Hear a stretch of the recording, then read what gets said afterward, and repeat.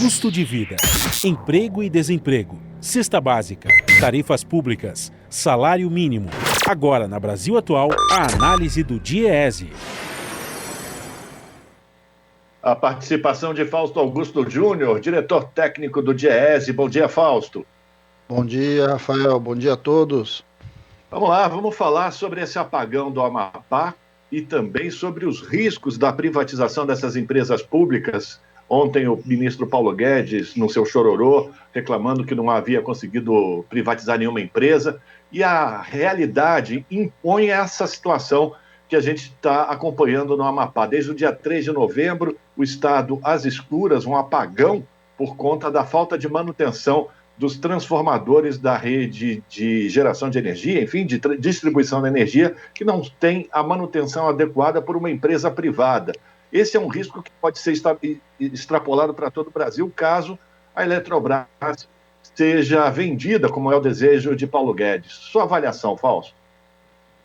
Bem, Rafael, o que nós estamos vendo é mais um caso de como os processos de privatização no Brasil têm bastante problemas. E o que significa, né, como foi colocado até no comentário anterior, quando você sai de um monopólio público para um monopólio privado.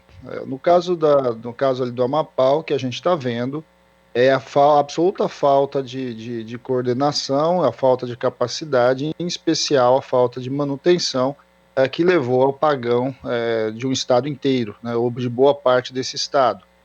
Vamos olhar ali um pouco os fatos que aconteceram, né? No setor elétrico é razoável, acontece inúmeros acidentes fazem parte, inclusive, do risco, né, calculado pelo setor, e por isso o setor trabalha com sistemas de redundância, ou seja, quando um raio, como foi o caso aparentemente, cai e causa, né, um problema ali num transformador, numa subestação, você tem um sistema paralelo que deveria ter entrado em operação e, ao entrar em operação, mantido o estado com energia. O que se viu foi que, ao ter o acidente, o sistema de redundância teve problemas, ou seja, não estava operando, e não estava operando por falta de manutenção, muito provavelmente, certamente as investigações vão apontar mais para frente direito o que está acontecendo ali, e o sistema não entrou em operação. E a pergunta que se faz, bem, e aí então a responsabilidade é de quem? A responsabilidade é da empresa, e nesse caso, inclusive, a subestação está sob a responsabilidade da empresa privada de origem espanhola, que deveria ter feito a manutenção, deveria ter colocado o sistema de redundância para operar, o que não aconteceu. E aí nos coloca em questão por que o sistema de redundância, por que o sistema não estava operando, e tudo indica que é problemas de falta de manutenção e falta de investimento.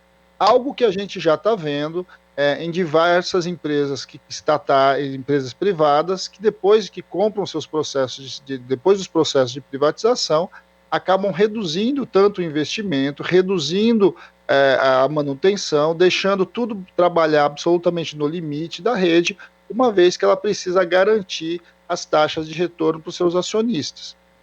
Isso a gente já viu, por exemplo, na discussão da Vale do Rio Doce. A Vale do Rio Doce, o que a gente viu com os incidentes da barragem, foi que você sabia da possibilidade, né, você tinha tudo indicava que você tinha problemas ali naquelas barragens, mas por conta de manter a taxa de lucro, manter os padrões ali dos balanços, você não fez o investimento necessário que devia se fazer. E agora a gente está vendo isso no Amapá. E aí o mais grave é que neste processo, então, quem teve que ser chamado para de fato voltar a ter iluminação e energia no estado, foi a empresa estatal, foi a Eletronorte, que é parte do grupo Eletrobras. Bem, e é esse grupo Eletrobras estatal que o governo pretende privatizar.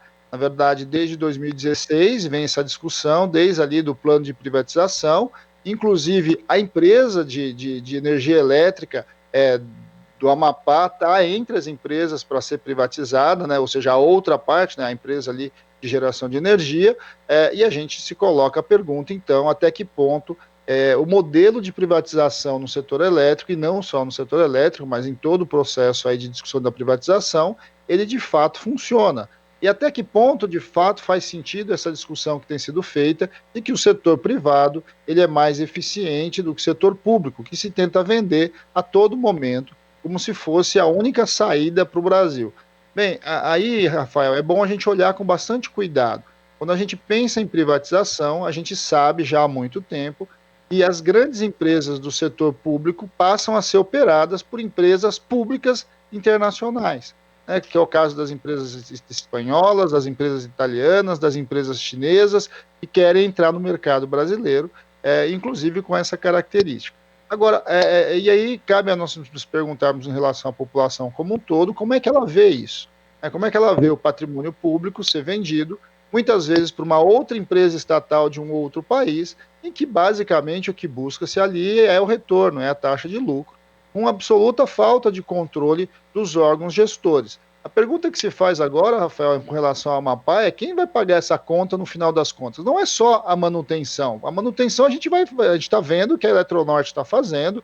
Muito provavelmente a gente espera, inclusive, que o mais rápido possível seja estabelecida energia elétrica na região. Agora, o prejuízo está dado, né? Você está quase uma semana sem energia elétrica, os comércios foram fechados, as famílias foram prejudicadas, as empresas em geral foram prejudicadas. E quem vai pagar essa conta? Quem estava errado nesse processo? A ANEEL, afinal de contas, a agência reguladora, não controla tudo isso? E aí isso nos coloca algumas perguntas em relação até que ponto a agência reguladora ela tem capacidade técnica de fato controlar as empresas estatais e principalmente em casos como esse, ou seja, casos de acidente, casos de incidente, ela ter mecanismos de atuação propriamente dita. Imagine o que aconteceria agora se você tivesse o sistema Eletrobras privatizado, uma empresa privada não dando conta de colocar um sistema de um estado inteiro, né? Vamos lembrar que nós estamos falando que o Amapá inteiro, quase, mais de 80% do estado ficou sem energia, a empresa privada não consegue restabelecer essa energia e você não tem um sistema estatal que de alguma forma possa prestar o socorro a esse momento. Nós já tivemos incidentes e diversos incidentes com relação a questões meteorológicas. Vamos lembrar do apagão da década de 80, logo no começo, no final da década de 80, começo dos anos 90, quando um desses acidentes aconteceram nas linhas de Itaipu. Mas o sistema ficou derrubado por cerca de 3 horas, Rafael. Nós estamos falando agora em alguns dias, né? Nós estamos falando desde o dia 3 até esse momento. Então, tudo isso coloca para nós uma série de discussão. O Congresso Nacional precisa olhar com bastante cuidado, a sociedade brasileira precisa olhar com bastante cuidado e a gente certamente precisa reverter e rediscutir esse modelo que acredita basicamente que a gente tem que privatizar tudo, porque o Estado é ineficiente, o Estado não dá conta. Está provado que quando a iniciativa privada é colocada nos lugares estratégicos, como por exemplo o setor elétrico, o caos pode se instalar simplesmente porque a iniciativa privada tem um compromisso básico e elementar com o lucro dos seus acionistas. Fausto, o que aconteceu no Amapá ele pode servir também de alerta para uma outra situação que foi aprovada pelo Congresso Nacional, que foi a aprovação do marco do saneamento. E isso que aconteceu no Amapá, a gente pode, em alguma medida, também, daqui a algum tempo, ver no setor de saneamento básico, na distribuição de água e o tratamento dos dejetos, né? Sem dúvida, Rafael, simplesmente porque é óbvio que o setor privado ele vai na busca dos melhores negócios. E os melhores negócios são regiões em que o investimento é baixo, o custo de manutenção é baixo e a taxa de retorno é muito alta. Tudo indica que todos os lugares que houve privatização aqui no Brasil, os serviços, o primeiro movimento foi os serviços ficaram mais caros, ou seja, o custo ficou mais alto para o cidadão como um todo. Depois, o que a gente viu também foi uma redução do número de trabalhadores das empresas estatais e um aumento da terceirização.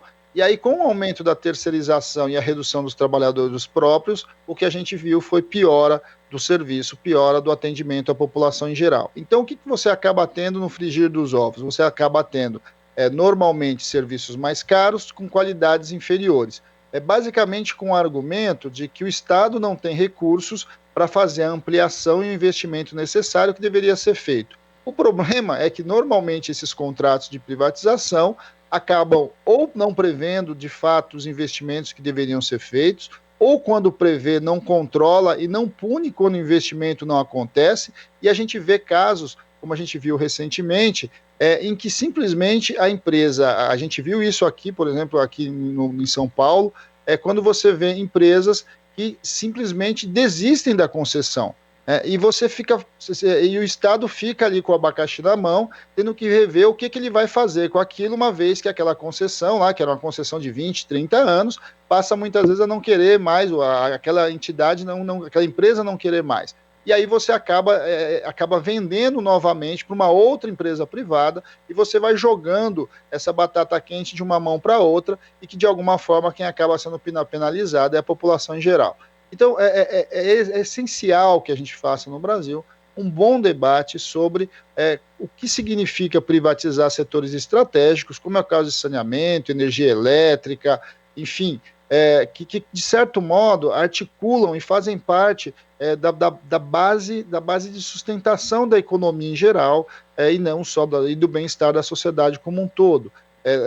Privatizar o setor elétrico, em especial a Eletrobras nesse caso, nós estamos falando de privatizar boa parte, por exemplo, dos sistemas de transmissão, ou seja, aquilo que interliga o país como um todo, e é algo muito, muito importante, né? O Brasil tem um sistema integrado, esse sistema integrado que consegue levar energia de um lado para o outro, de norte a sul, e vai minimamente garantindo os nossos sistemas em funcionamento. Vamos lembrar que nos anos 90 nós tivemos uma crise econômica causada pelo problema ali no setor elétrico, que levou aos apagões dos anos 90.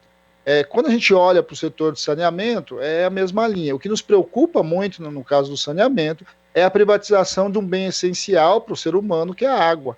Vamos lembrar que a água é um bem escasso hoje, o mundo inteiro discute a escassez da água, o Brasil é um dos países que tem a maior reserva de água doce do mundo, e o que tem por trás desse processo não é o investimento e a garantia de saneamento básico para o conjunto da população, é quem de fato vai dominar e vai controlar o uso desse bem fundamental a todos nós. Agradecer a participação de Fausto Augusto Júnior, diretor técnico do Diese aqui no Jornal Brasil Atual. Fausto, muito obrigado, boa quarta-feira para você e a gente volta a se falar. Bom dia, Rafael, e bom dia a todos novamente. Fausto Augusto Júnior, aqui no Jornal Brasil Atual. Você está ouvindo Jornal Brasil Atual. As notícias que os outros não dão.